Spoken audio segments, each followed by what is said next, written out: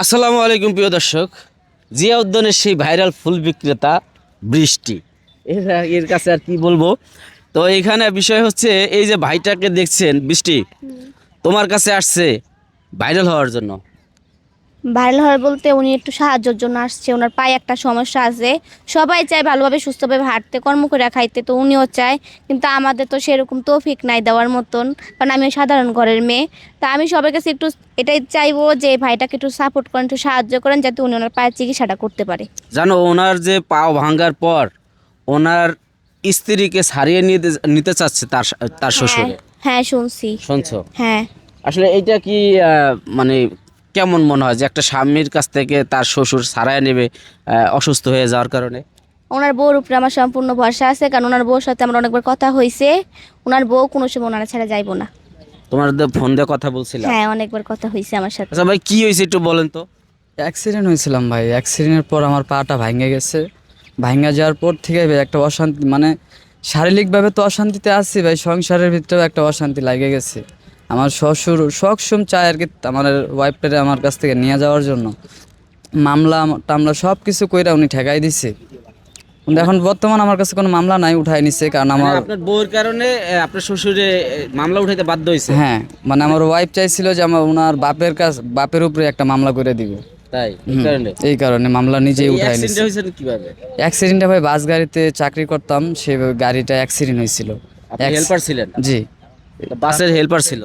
এই যে আমার পায়ের সমস্যা হয়ে গেছে আর কি, আমি হাঁটতে পারি না ভাই। আমি অনেক কষ্ট করে সংসারটা চালাই, ভিক্ষা করে আর কি সংসারটা চালাই।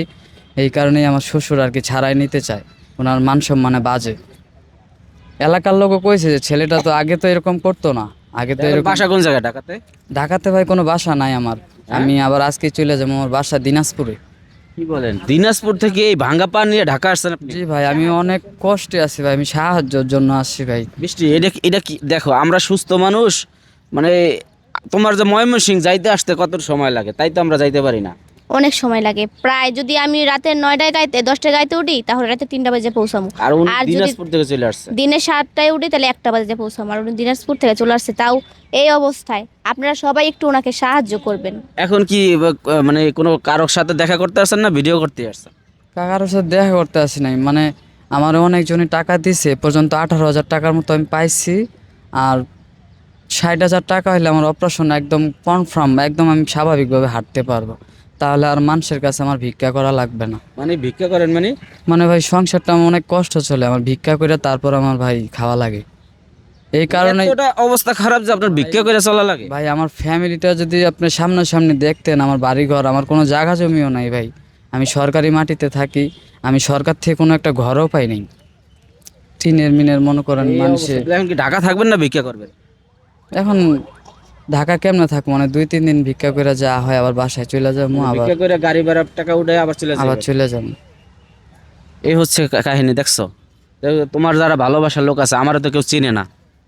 আমার যারা ভালোবাসার লোক আছো, যারা আমাকে সবসময় ভালোবাসা দাও, সবার কাছে এইটুকুই মিনতি, এই ভাইটাকে একটু সাহায্য করবা তোমরা, যাতে এই ভাইটার জীবনে কিছু করতে পারে, আর ওনার শ্বশুরকে উনি দেখায় দিতে পারে।